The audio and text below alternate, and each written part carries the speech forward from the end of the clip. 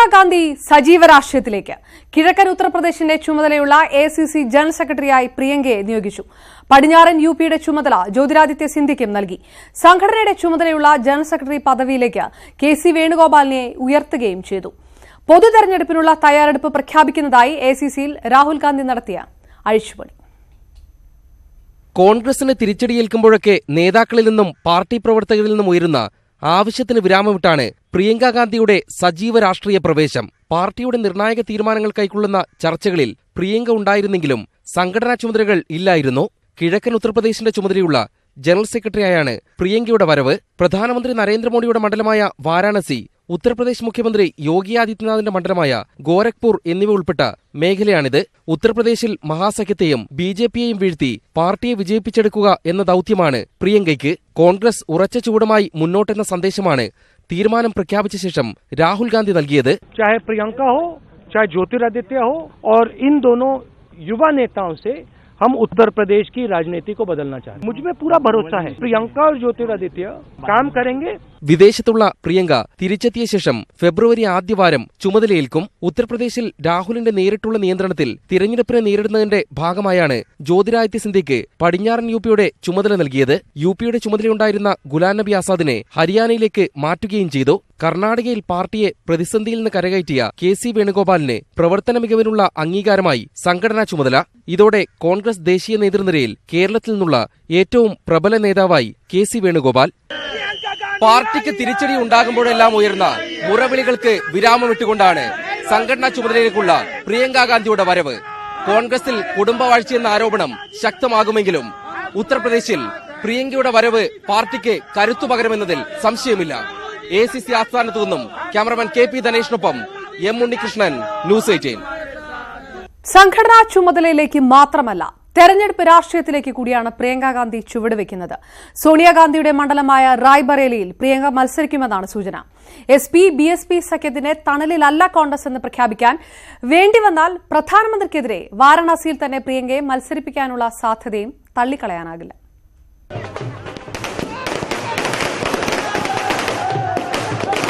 BJPയെ നേരിടാൻ കോൺഗ്രസ്. ഈ രാഷ്ട്രീയം അരക്കിട്ടുറപ്പിക്കാനാണ് പാർട്ടി ശ്രമിക്കുന്നത്. പ്രിയങ്ക ഗാന്ധിയെ സംഘടനയുടെ ചുമതലയിലേക്ക് കൊണ്ടുവന്നതും പ്രധാനമന്ത്രിയുടെ മണ്ഡലം ഉൾപ്പെടുന്ന കിഴക്കൻ UPയിൽ തന്നെ ചുമതല നൽകിയതും ഈ അരക്കിട്ടുറപ്പിക്കലിന്റെ ഭാഗമാണ്. കോൺഗ്രസ് പ്രവർത്തകർ കാത്തിരുന്ന വരവ് പാർട്ടിയെ തിരഞ്ഞെടുപ്പിൽ വിജയിപ്പിക്കാനുള്ള തന്ത്രങ്ങളും നടപടികളും സ്വീകരിക്കാൻ വേണ്ടി മാത്രമല്ല, മത്സരിച്ച് വിജയിക്കാൻ കൂടിയാണ്. അനാരോഗ്യത്തെ തുടർന്ന് തിരഞ്ഞെടുപ്പ് രാഷ്ട്രീയത്തിൽ നിന്നും വിട്ടുനിൽക്കാൻ ആലോചിക്കുന്ന സോണിയാഗാന്ധിയുടെ മണ്ഡലമായ റായ്ബറേലിയിൽ മത്സരിക്കാനാണ് സാധ്യത ഏറെ. എന്നാൽ പരീക്ഷണം അവിടം കൊണ്ടും നിൽക്കണമെന്നില്ല. പ്രധാനമന്ത്രിയെ തന്നെ പ്രിയങ്ക കന്നി അംഗത്തിൽ നേരിട്ടാൽ അതിശയിക്കേണ്ടതില്ല. പ്രിയങ്ക റായ്ബറേലിയിൽ മത്സരിച്ച് വിജയിക്കുന്നതിനേക്കാൾ കോൺഗ്രസിന് ഗുണം ചെയ്യുക മോദിക്കെതിരെ വാരണാസിയിൽ ഇറങ്ങുന്നതാകും. BJPയെയും നരേന്ദ്രമോദിയെയും നേരിടുന്നതിൽ കോൺഗ്രസ് ഒരു വിട്ടുവീഴ്ചയ്ക്കുമില്ലെന്ന സന്ദേശമാകും ആ ഏറ്റുമുട്ടൽ നൽകുക. ഉത്തർപ്രദേശിൽ പ്രിയങ്ക കോൺഗ്രസിനെ നയിക്കുന്നത് ത്രികോണ മത്സരത്തിലേക്കാകും കാര്യങ്ങൾ എത്തിക്കുക. പിന്നാക്ക ന്യൂനപക്ഷ വോട്ടുകളുടെ ഏകീകരണം ലക്ഷ്യമിട്ട് കൈകോർത്ത BSP SP സഖ്യത്തിനും ഇത് കനത്ത തിരിച്ചടിയാകും. പ്രിയങ്കയുടെ വരവിലൂടെ ദേശീയതലത്തിലും രാഷ്ട്രീയ പ്രഖ്യാപനം നടത്താൻ കോൺഗ്രസ് ശ്രമിക്കുന്നുണ്ട്. തിരഞ്ഞെടുപ്പിന് മുൻപായാലും ശേഷമായാലും പ്രാദേശിക പാർട്ടികളുടെയോ സഖ്യകക്ഷികളുടെ സമ്മർദ്ദത്തിന് വഴങ്ങില്ലെന്നതാണ് ആ രാഷ്ട്രീയ പ്രഖ്യാപനം. कहीं भी हम बैकफुट पे नहीं खेलेंगे और हम राजनीति जनता के लिए करते हैं, विकास के लिए करते हैं और जहां भी हमें अपॉर्चुनिटी मिलेगी हम फ्रंट फुट पे खेलेंगे. TJ Sreelal, news 18. 47ാം പിറന്നാളിന് തൊട്ടു പിന്നാലെയാണ് പ്രിയങ്ക ഗാന്ധിയുടെ സജീവ രാഷ്ട്രീയ പ്രഖ്യാപനം ഉണ്ടായിരിക്കുന്നത്. പല തെരഞ്ഞെടുപ്പുകളുടെയും അണിയറയിൽ പ്രവർത്തിച്ച പ്രിയങ്കയ്ക്ക് പ്രായോഗിക രാഷ്ട്രീയത്തിന്റെ അടവുകൾ അപരിചിതമല്ല. അപ്രതീക്ഷിതമല്ല. രാഷ്ട്രീയ ആരവങ്ങളിൽ എന്നുമുണ്ടായിരുന്നു പ്രിയങ്ക എന്ന പേര്. കഴിഞ്ഞ ലോക്സഭാ തെരഞ്ഞെടുപ്പിന്റെ പ്രചാരണത്തിൽ സജീവമായിരുന്നു. അടുത്തിടെ രാജസ്ഥാൻ, മധ്യപ്രദേശ് മുഖ്യമന്ത്രി പദ തർക്കങ്ങൾ പരിഹരിക്കുന്നതിലും പ്രിയങ്ക നിർണായക പങ്കുവഹിച്ചു. അനാരോഗ്യത്തെ തുടർന്ന് സോണിയാഗാന്ധി പിന്മാറിയ കോൺഗ്രസ് രാഷ്ട്രീയത്തിൽ ആ ഒഴിവ് നികത്താൻ പ്രിയങ്ക വന്നേ മതിയാകൂ എന്നത് രാഹുൽ ഗാന്ധിയുടെ കൂടി തീരുമാനമാണ്. मुझे काफी खुशी हो रही है कि मेरी बहन बहुत केपेबल कर्मठ है कि वो मेरे साथ अब काम करेगी. പ്രായോഗിക രാഷ്ട്രീയത്തിന്റെ വാൾപ്പയറ്റുകൾ ഒട്ടും അപരിചിതമല്ല സഹോദരിക്കെന്ന് രാഹുലിനറിയാം. 56ന്റെ നെഞ്ചളവല്ല, ജനമനസ്സറിയാനുള്ള ഹൃദയമാണ് വേണ്ടതെന്നാണ് 2014 പ്രിയങ്ക മോദിക്ക് നൽകിയ മറുപടി. जब आप जनता को संबोधित करते हैं तो जनता को ये बताइए कि आप क्या करना चाहते हैं उसके। ഡൽഹിയിലെ ജീസസ് മേരി കോളേജിൽ പ്രിയങ്കയുടെ ബിരുദാനന്തര ബിരുദം ബുദ്ധ തത്വചിന്തയിലായിരുന്നു. താൻ ബുദ്ധമത അനുയായിയാവുകയാണെന്ന് പ്രഖ്യാപിച്ചിട്ടുണ്ട് ഒരിക്കൽ. 1997 വ്യവസായിയായ റോബർട്ട് വാദ്രയുമായുള്ള വിവാഹം. 2 മക്കൾ, റൈഹാനും മിറായയും. റായ്ബറേലിയിലെ കോൺഗ്രസുകാർ വർഷങ്ങളായി വിളിക്കുകയാണ് മത്സരിക്കാൻ. ഇത്തവണ പ്രിയങ്ക എത്തുമെന്നാണ് ഈ രാഷ്ട്രീയ പ്രഖ്യാപനം നൽകുന്ന സൂചന. ഇപ്പോൾ പ്രിയങ്ക ഒരു പുസ്തകം എഴുതിക്കൊണ്ടിരിക്കുകയാണ്. പേര് അന്യായങ്ങൾക്കെതിരെ. അടുത്ത മാസം പുസ്തകമിറങ്ങും. അതിനൊപ്പം കിഴക്കൻ ഉത്തർപ്രദേശിന്റെ സംഘടനാ ചുമതലയിലേക്ക് പ്രിയങ്ക കടക്കുകയും ചെയ്യും. Political desk, news 18. പ്രിയങ്കയുടെ രാഷ്ട്രീയ പ്രവേശത്തെ രൂക്ഷമായി വിമർശിച്ച പ്രധാനമന്ത്രി നരേന്ദ്രമോദി. ചിലർക്ക് കുടുംബമാണ് പാർട്ടി, കുടുംബാധിപത്യത്തെ എതിർക്കുന്നത് കോൺഗ്രസിൽ കുറ്റമാണെന്നും മോദി ആരോപിച്ചു. പ്രിയങ്കയുടെ വരവോടെ കോൺഗ്രസ് കുടുംബ കമ്പനിയായി മാറിയെന്ന് ബിജെപി നേതാവ് ജെ.പി. നദ്ദ കുറ്റപ്പെടുത്തി. കുടുംബവാശം നിലനിൽക്കുന്ന പാർട്ടിയിൽ ഇത് മാത്രമേ സംഭവിക്കൂ എന്നായിരുന്നു കേന്ദ്രമന്ത്രി രവിശങ്കർ പ്രസാദിന്റെ പരിഹാസം. രാഹുൽ ഗാന്ധി തന്നെ ഏൽപ്പിച്ചത് ഭാരിച്ച ചുമതലയെന്ന് കെ.സി. വേണുഗോപാൽ.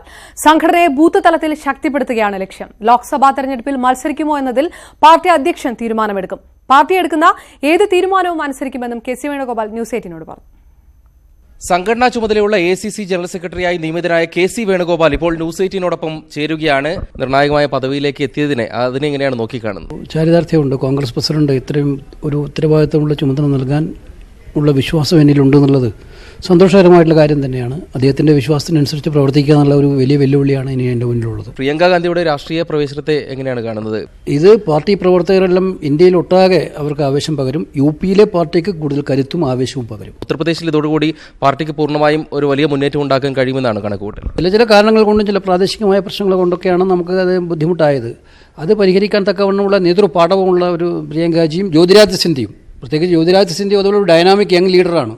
2 പേരെയാണ് യുപിയിലേക്ക് ചുമതലപ്പെടുത്തുന്നത്. അപ്പോൾ യുപി പൊളിറ്റിക്സിനെ കോൺഗ്രസ് ഏറ്റവും സീരിയസ് ആയിട്ട് കാണുന്നുള്ളതിൻ്റെ തെളിവാണ് അത്. കോൺഗ്രസിലൊരു തലമുറ മാറ്റത്തിന്റെ കൂടി കൃത്യമായ സൂചനയാണ്. തലമുറ മാറ്റമൊന്നുമില്ലല്ലോ ഇതിനകത്ത്. കൃത്യമായിട്ടും കോൺഗ്രസ് എല്ലാ വിഭാഗങ്ങളെയും ഉൾക്കൊള്ളുന്നു എന്നുള്ള സൂചന മാത്രമേ ഉള്ളൂ. കർണാടകയിൽ താങ്കൾക്ക് മുന്നിൽ വലിയ വെല്ലുവിളികൾ ഉണ്ടായിരുന്നു. പ്രത്യേകിച്ച് ഇപ്പോൾ അവസാന ഘട്ടത്തിൽ പോലും താങ്കളത് വളരെ ഭംഗിയായി നിർവഹിച്ചതിന്റെ കൂടി ഒരു അംഗീകാരമായിട്ടാണ് ഈ ഒരു പദവി ലബ്ധിയെ കാണുന്നത്. ഭാരിച്ച ഉത്തരവാദിത്വമാണ്. പക്ഷേ ആ ഉത്തരവാദിത്വം നമുക്ക് തന്നു. അത് കർണാടകത്തിന്റെ ചുമതല പോലെ തന്നെ മറ്റൊരു ചുമതല.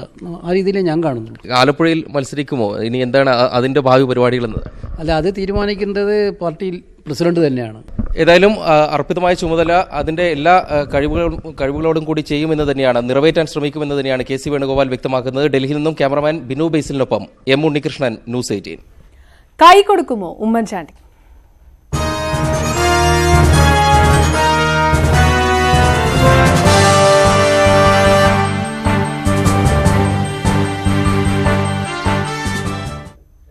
ഉമ്മൻചാണ്ടിയെ ലോക്സഭയിലേക്ക് മത്സരിപ്പിക്കാൻ കെ.പി.സി.സിയിൽ ധാരണ. ഉമ്മൻചാണ്ടി മത്സരിക്കണമെന്നാണ് പൊതു അഭിപ്രായമെന്ന് കെ.പി.സി.സി അധ്യക്ഷൻ മുല്ലപ്പള്ളി രാമചന്ദ്രൻ പറഞ്ഞു. ഉമ്മൻചാണ്ടി ഏത് സീറ്റിൽ മത്സരിച്ചാലും ജയിക്കുമെന്നായിരുന്നു കെ. മുരളീധരന്റെ പ്രതികരണം. ഇടുക്കിയിൽ മത്സരിച്ചാൽ സ്വാഗതം ചെയ്യുമെന്ന് പി.ജെ. ജോസഫും പ്രഖ്യാപിച്ചു. ഉമ്മൻചാണ്ടിയുടെ സ്ഥാനാർത്ഥിത്വത്തെപ്പറ്റി അഭിപ്രായം പറയാനില്ലെന്ന് മുസ്ലിം ലീഗ് വ്യക്തമാക്കി. ഉമ്മൻചാണ്ടിയുടെ ഉള്ളിലിരിപ്പ് ഇതുവരെ പുറത്തു വന്നിട്ടില്ലെങ്കിലും സംസ്ഥാന നേതൃത്വം ഒരു മുഴം നീട്ടിയെറിഞ്ഞു കഴിഞ്ഞു. ഉമ്മൻചാണ്ടി എവിടെ മത്സരിക്കാൻ തയ്യാറായാലും കോൺഗ്രസ് മാത്രമല്ല ഐക്യജനാധിപത്യ കക്ഷി അദ്ദേഹം തിരികെയും നീട്ടി ആ നിയോജകമണ്ഡലത്തിലേക്ക് അദ്ദേഹത്തിന് വരവേൽപ്പ് നൽകും. ഉമ്മൻചാണ്ടി സ്ഥാനാർത്ഥിയാവുന്നത് 20 മണ്ഡലങ്ങളിലും മുന്നണിക്ക് ഗുണം ചെയ്യുമെന്നാണ് കോൺഗ്രസ് കണക്കുകൂട്ടുന്നത്. എല്ലാ മണ്ഡലങ്ങളിലെയും കോൺഗ്രസ് സ്ഥാനാർത്ഥികളെ സംബന്ധിച്ച് ഏകദേശ ധാരണയായെന്നും കെ.പി.സി.സി അധ്യക്ഷൻ പറഞ്ഞു. മുല്ലപ്പള്ളിയുടെ വാക്കുകൾ പാർട്ടി തീരുമാനമാണെന്ന് സ്ഥിരീകരിക്കുന്നതായിരുന്നു ഹൈക്കമാൻഡുമായി നേരത്തെ ചർച്ച നടത്തിയ കെ. മുരളീധരന്റെ വാക്കുകൾ. അദ്ദേഹമാണ് മത്സരിക്കണോ വേണ്ടതെന്ന് ആദ്യം തീരുമാനിക്കേണ്ടത്. അദ്ദേഹത്തിന് മത്സരിക്കണം എന്നുള്ള നിർദ്ദേശം ആണ് ഹൈക്കമാൻഡ് നൽകുന്നത്. അത് വളരെ കേരളത്തിലെ ജനങ്ങൾക്ക് വളരെ സന്തോഷമാണ്. എന്നാൽ ഹൈക്കമാൻഡാണ് തീരുമാനിക്കേണ്ടതെന്നായിരുന്നു ഉമ്മൻചാണ്ടിയുടെ വിശ്വസ്തനായ UDF കൺവീനർ ബെന്നി ബെഹനാന്റെ പ്രതികരണം. ഉമ്മൻചാണ്ടി പാർലമെന്റിലേക്ക് മത്സരിക്കണമോ വേണ്ടയോ തീരുമാനിക്കേണ്ടത് കോൺഗ്രസ് ഹൈക്കമാൻഡാണ്. ഉമ്മൻചാണ്ടി ഇടുക്കിയിൽ മത്സരിച്ചാൽ പിന്തുണയ്ക്കുമെന്ന് കേരള കോൺഗ്രസ് നേതാവ് പി.ജെ. ജോസഫും പ്രഖ്യാപിച്ചു. ഇടുക്കി പോലുള്ള സീറ്റിൽ ഉമ്മൻചാണ്ടി മത്സരിക്കുന്ന അഭിപ്രായം അവിടെ ധാരാളമായി ഉയർന്നു വന്നിട്ടുണ്ട്. പുള്ളി മത്സരിക്കുന്നത് ഞാനും സ്വാഗതം ചെയ്യുന്നു. കെ.എം. മാണി കോട്ടയത്തിനു പുറമെ ഇടുക്കിക്ക് വേണ്ടി കൂടി സമ്മർദ്ദം ചെലുത്തുന്നതിനിടയിലാണ് ജോസഫിന്റെ പ്രതികരണം. മത്സരത്തിനില്ലെന്നാണ് നേരത്തെ ഉമ്മൻചാണ്ടി പറഞ്ഞിരുന്നത്. എന്നാൽ ഹൈക്കമാൻഡ് തറപ്പിച്ചു പറഞ്ഞാൽ ഉമ്മൻചാണ്ടി കളത്തിലിറങ്ങുമെന്ന് തന്നെയാണ് സൂചന. മണ്ഡലം കോട്ടയമോ ഇടുക്കിയോ എന്നാണ് അറിയാനുള്ളത്. അതോ ആന്റോ ആന്റണിയുടെ പത്തനംതിട്ടയോ? Political bureau, news 18. ലോക്സഭാ തെരഞ്ഞെടുപ്പ് മുന്നിൽ കണ്ട് സംസ്ഥാന സർക്കാരിനെതിരെ രാഷ്ട്രീയ സമരങ്ങൾക്ക് തുടക്കം കുറിച്ച് പ്രതിപക്ഷം. പ്രളയാനന്തര പുനർനിർമ്മാണത്തിൽ സർക്കാർ പരാജയപ്പെട്ടെന്നാരോപിച്ച് യുഡിഎഫ് തിരുവനന്തപുരത്ത് സെക്രട്ടേറിയറ്റ് വളഞ്ഞു. മറ്റ് ജില്ലകളിൽ കളക്ടറേറ്റുകൾ ഉപരോധിച്ചു. കേന്ദ്രത്തിൽ നരേന്ദ്രമോദിയും കേരളത്തിൽ പിണറായി വിജയനും ജനദ്രോഹ നടപടികൾ തുടരുന്നതായി പ്രതിപക്ഷ നേതാവ് രമേശ് ചെന്നിത്തല ആരോപിച്ചു. കേന്ദ്ര ഭരണവും കേരള ഭരണവും ജനങ്ങൾ മടുത്തിരിക്കുന്നു. അതിനെതിരായ പോരാട്ടത്തിന് നേതൃത്വം കൊടുക്കാൻ യുഡിഎഫിന് മാത്രമേ കഴിയൂ.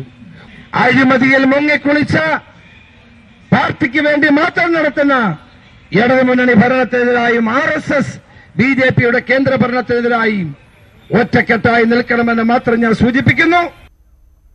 LDFൽ സീറ്റ് വിഭജനം പൂർത്തിയാകുമ്പോൾ CPIക്ക് 4 സ്ഥാനാർത്ഥി ഉണ്ടാകുമെന്ന് CPI സംസ്ഥാന സെക്രട്ടറി കാനം രാജേന്ദ്രൻ. ആലപ്പാട് ഉൾപ്പെടെയുള്ള ജനകീയ സമരങ്ങളിൽ പരമാവധി ജനങ്ങൾ പറയുന്ന കാര്യങ്ങൾ അംഗീകരിക്കണമെന്നാണ് CPIയുടെ നിലപാട്. CPI കൊല്ലം ജില്ലാ സെക്രട്ടറിയെ മാറ്റിയെന്നത് തെറ്റായ മാധ്യമ വാർത്തയാണെന്നും കാനം കൊല്ലത്ത് പറഞ്ഞു.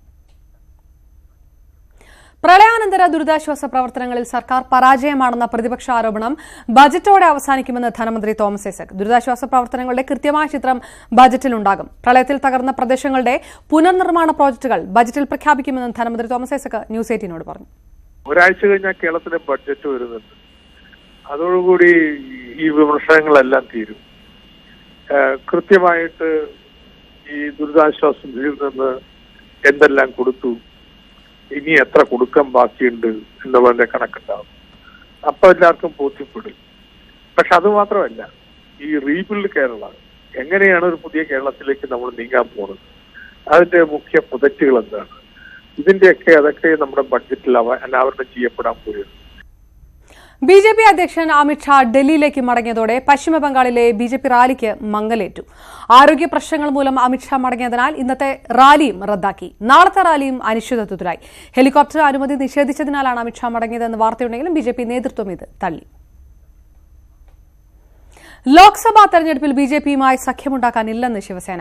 തെരഞ്ഞെടുപ്പിന് ശേഷം ഗഡ്കരിയെ പ്രധാനമന്ത്രിയാക്കുമെങ്കിൽ BJPക്ക് പിന്തുണ നൽകുമെന്നും ശിവസേന പറഞ്ഞു. ഉത്തർപ്രദേശിൽ BJPക്കെതിരെ 25 സീറ്റുകളിൽ ശിവസേന മത്സരിക്കാനും തീരുമാനമായി.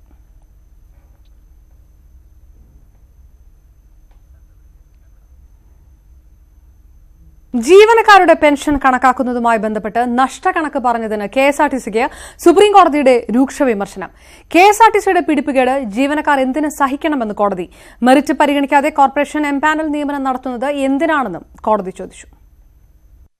താൽക്കാലിക നിയമനം ലഭിച്ച ശേഷം സ്ഥിരപ്പെട്ടവരുടെ പെൻഷൻ കണക്കാക്കുമ്പോൾ താൽക്കാലിക സേവന കാലാവധി പരിഗണിക്കാൻ കഴിയില്ലെന്നാണ് KSRTC നിലപാട്. നിലവിൽ 4200 കോടിയുടെ കടബാധ്യതയും 110 കോടിയുടെ പ്രതിമാസ നഷ്ടവുമുണ്ടെന്ന് കോർപ്പറേഷൻ കോടതിയെ അറിയിച്ചു. തുടർന്നാണ് മാനേജ്മെന്റിന്റെ പിടിപ്പുകേടിനെ ജീവനക്കാർ എന്തിന് സഹിക്കണമെന്ന് ജസ്റ്റിസ് AK സിക്രി അധ്യക്ഷനായ ബെഞ്ച് ചോദിച്ചത്. കോർപ്പറേഷൻ നഷ്ടത്തിലാകാനുള്ള കാരണവും എംപാനൽഡ് നിയമനം നടത്തുന്ന സാഹചര്യവും കോടതി ആരാഞ്ഞു. കേസിൽ സംസ്ഥാന സർക്കാരിനെ കക്ഷിയാക്കണമെന്ന കോർപ്പറേഷൻ ആവശ്യത്തെ ആദ്യം എതിർത്തെങ്കിലും പിന്നീട് അംഗീകരിച്ചു. ഹൈക്കോടതി ഉത്തരവ് ശരിവയ്ക്കുന്ന സാഹചര്യമുണ്ടായാൽ കോർപ്പറേഷനെ സർക്കാർ സഹായിക്കേണ്ടി വരും. ഹൈക്കോടതിയിലെ കേസിൽ സർക്കാരിനെ കോർപ്പറേഷൻ കക്ഷി ചേർത്തിരുന്നില്ല. പെൻഷൻ ബാധ്യത ഏറ്റെടുക്കുന്നതിൽ നിലപാടറിയിക്കാൻ 2 ആഴ്ചത്തെ സാവകാശമാണ് സർക്കാർ ആവശ്യപ്പെട്ടത്. ഹൈക്കോടതി ഉത്തരവ് നടപ്പാക്കിയാൽ 420 കോടിയുടെ അധിക ബാധ്യത വരുമെന്നാണ് KSRTC വാദം. 2 ആഴ്ചയ്ക്ക് ശേഷം കേസ് കോടതി വീണ്ടും പരിഗണിക്കും. ന്യൂസ് 18 ഡൽഹി. മനുഷ്യക്കടത്തിലെ തെളിവുകൾ തേടി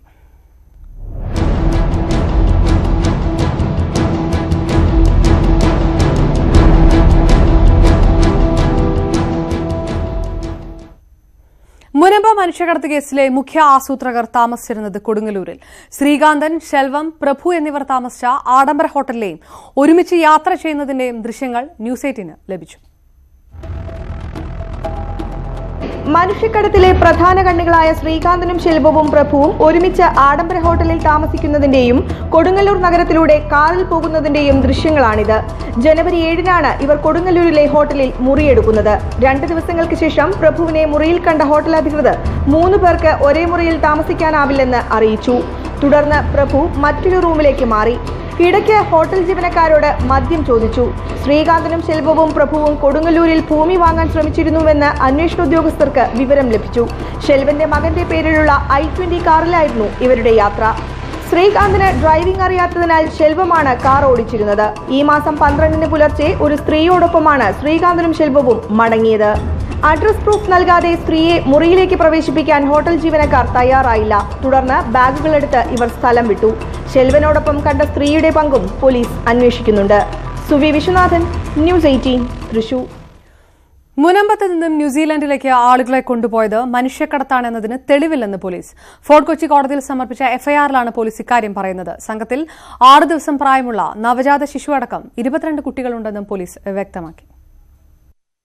Vadakkekara SI Fort Kochi sub divisional magistrate നൽകിയ എഫ്ഐആറിന്റെ പകർപ്പാണിത്. മനുഷ്യക്കടത്തിന് കേസ് രജിസ്റ്റർ ചെയ്തിട്ടില്ലെന്ന് എഫ്ഐആർ വ്യക്തമാക്കുന്നു. എഫ്ഐആർ നൽകി 10 ദിവസം കഴിഞ്ഞെങ്കിലും മനുഷ്യക്കടത്തിന് വ്യക്തമായ തെളിവ് ലഭിക്കാത്തതാണ് IPC 370 വകുപ്പ് കൂട്ടിച്ചേർക്കാത്തതിന് കാരണം. മാലിങ്കരയിൽ നിന്ന് സംശയകരമായി 12 ബാഗുകൾ ഉപേക്ഷിച്ച നിലയിൽ കണ്ടെത്തിയ സാഹചര്യത്തിൽ CRPC 120 മാത്രമാണ് എഫ്ഐആറിൽ ചുമത്തിയിരിക്കുന്നത്. അതായത് കുറ്റകൃത്യത്തിന് ഉപയോഗിച്ചേക്കാവുന്ന വസ്തുക്കൾ കണ്ടെത്തിയെന്ന് മാത്രം. കേസിൽ പിടിയിലായവരുടെ അറസ്റ്റ് രേഖപ്പെടുത്തിയിട്ടില്ലെന്നും അന്വേഷണ സംഘം അറിയിച്ചു. ബന്ധുക്കളോ മറ്റാരെങ്കിലുമോ ഇതുവരെ പരാതി നൽകിയിട്ടില്ല. ബോട്ട് കണ്ടെത്താനോ പ്രതികളെ പിടികൂടാനോ കഴിഞ്ഞിട്ടില്ല. ഈ സാഹചര്യത്തിൽ മനുഷ്യക്കടത്തിന് വ്യക്തമായ തെളിവില്ല എന്നാണ് അന്വേഷണ സംഘം പറയുന്നത്. ചെന്നൈയിൽ നിന്നും ദില്ലിയിൽ നിന്നുള്ളവരാണ് ബോട്ടിലുള്ളതെന്നും ഡൽഹിയിൽ നിന്നുള്ളവരുടെ വിവരങ്ങൾ ലഭിച്ചെന്നും അന്വേഷണ സംഘം അറിയിച്ചു. അതേസമയം എത്ര പേർ പോയി എന്നത് സംബന്ധിച്ച് അവ്യക്തത തുടരുകയാണ്. പിടിയിലായവരുടെ മൊഴിയുടെ അടിസ്ഥാനത്തിലാണ് നിലവിൽ ആളുകളെ തിരിച്ചറിയുന്നത്. ഇതനുസരിച്ച് 80 പേരുടെ പട്ടിക പോലീസ് തയ്യാറാക്കി. ബോട്ടിലുള്ളവരുടെ സംഘത്തിൽ 6 ദിവസം പ്രായമുള്ള നവജാത ശിശു അടക്കം 22 കുട്ടികൾ ഉണ്ട്. ശ്രീലങ്കൻ അഭയാർത്ഥികളും തമിഴ്നാട്ടുകാരുമാണ് സംഘത്തിലുള്ളത്. മനുഷ്യക്കടത്ത് നടന്നു എന്ന് വ്യക്തമായ തെളിവുകൾ ലഭിച്ചാൽ എഫ്ഐആറിലെ വകുപ്പുകൾ മാറ്റുമെന്ന് അന്വേഷണ സംഘം അറിയിച്ചു. എന്നാൽ എഫ്ഐആർ സമർപ്പിച്ച് 10 ദിവസം കഴിഞ്ഞിട്ടും ഇതുമായി ബന്ധപ്പെട്ട് വ്യക്തമായ തെളിവുകൾ ലഭ്യമാക്കാത്തത് പോലീസിനെ കുഴക്കുന്നുണ്ട്. CN Prakash, news 18, Kochi. Sister Lucy കളപ്പുരയ്ക്കലിന് വീണ്ടും സഭയുടെ കാരണം കാണിക്കൽ നോട്ടീസ്. മുൻപ് നൽകിയ നോട്ടീസിന് മറുപടി നൽകിയില്ലെന്നും സുപ്പീരിയർ ജനറലിനെ അവഗണിച്ചെന്നുമാണ് പുതിയ നോട്ടീസിൽ കൂടുതലായി ചേർത്ത കുറ്റങ്ങൾ. തൃപ്തികരമായ വിശദീകരണം നൽകിയില്ലെങ്കിൽ നടപടികളിലേക്ക് കടക്കുമെന്നാണ് മുന്നറിയിപ്പ്. കൊച്ചിയിൽ കന്യാസ്ത്രീകൾ സംഘടിപ്പിച്ച സമരത്തിൽ പങ്കെടുത്തതോടെയാണ് സിസ്റ്റർ ലൂസി കളപ്പുരയ്ക്കൽ സഭയ്ക്ക് അനഭിമതയായത്. ഇതേ തുടർന്ന് വിവിധ കുറ്റങ്ങൾ ചൂണ്ടിക്കാട്ടി കഴിഞ്ഞ 9-ന് ഹാജരാകാൻ ഫ്രാൻസിസ്കൻ ക്ലാരിസ്റ്റ് കോൺഗ്രിഗേഷന്റെ superior general sister Ann Joseph notice നൽകിയിരുന്നു. സിസ്റ്ററുടെ സൗകര്യം കണക്കിലെടുത്ത് അത് പിന്നീട് 14-ലേക്ക് മാറ്റി. എന്നാൽ വീണ്ടും ഹാജരാകാതിരുന്നതിനെ തുടർന്നാണ് പുതിയ നോട്ടീസ്. ബിഷപ്പിനെതിരെ സമരം നടത്തിയതും മാധ്യമങ്ങളോട് അഭിപ്രായങ്ങൾ പറഞ്ഞതും ഉൾപ്പെടെ 13 കാരണങ്ങളാണ് നോട്ടീസിൽ ചൂണ്ടിക്കാണിക്കുന്നത്. അടുത്ത മാസം 6-ന് മുമ്പ് സിസ്റ്റർ വിശദീകരണം നൽകണം. തെറ്റ് തിരുത്തിയില്ലെങ്കിൽ കാനോൻ നിയമപ്രകാരം നടപടി സ്വീകരിക്കുമെന്നാണ് നോട്ടീസിലെ മുന്നറിയിപ്പ്. അധ്യാപിക കൂടിയായ സിസ്റ്റർ ലൂസി കളപ്പുരയ്ക്കൽ നിലവിൽ വയനാട് മാനന്തവാടി കാരക്കാമല വിമല ഹോം അംഗമാണ്. സഭാ നിയമങ്ങൾ ലംഘിച്ച് സിസ്റ്റർ അനുസരണക്കേടോടെയാണ് പ്രവർത്തിക്കുന്നത് എന്നും ഡ്രൈവിംഗ് ലൈസൻസ് എടുത്തതിനും കാർ വാങ്ങിയതിനും പുസ്തകം പ്രസിദ്ധീകരിച്ചതിനും സഭയുടെ അനുമതി വാങ്ങിയില്ലെന്നും പുതിയ നോട്ടീസിലും വലിയ കുറ്റമായി പറയുന്നുണ്ട്. ന്യൂസ് 18, കൊച്ചി. 2018 കേരള സാഹിത്യ അക്കാദമി പുരസ്കാരങ്ങൾ പ്രഖ്യാപിച്ചു. അക്കാദമിയുടെ ഏറ്റവും വലിയ ബഹുമതിയായ വിശിഷ്ടാംഗത്വത്തിന് KN പണിക്കരും ആറ്റൂർ രവിവർമ്മയും അർഹരായി. നോവൽ വിഭാഗത്തിൽ VJ ജെയിംസിന്റെ നിരീശ്വരൻ പുരസ്കാരത്തിന് അർഹമായി. ചെറുകഥാ വിഭാഗത്തിൽ ഐമനം ജോണിനാണ് പുരസ്കാരം. ഇതര ചരാചരങ്ങളുടെ ചരിത്ര പുസ്തകം എന്ന കൃതിക്കാണ് പുരസ്കാരം. മിണ്ടാപ്രാണി എന്ന കൃതിയിലൂടെ വീരാൻകുട്ടിക്ക് കവിത വിഭാഗം പുരസ്കാരവും ലഭിച്ചു.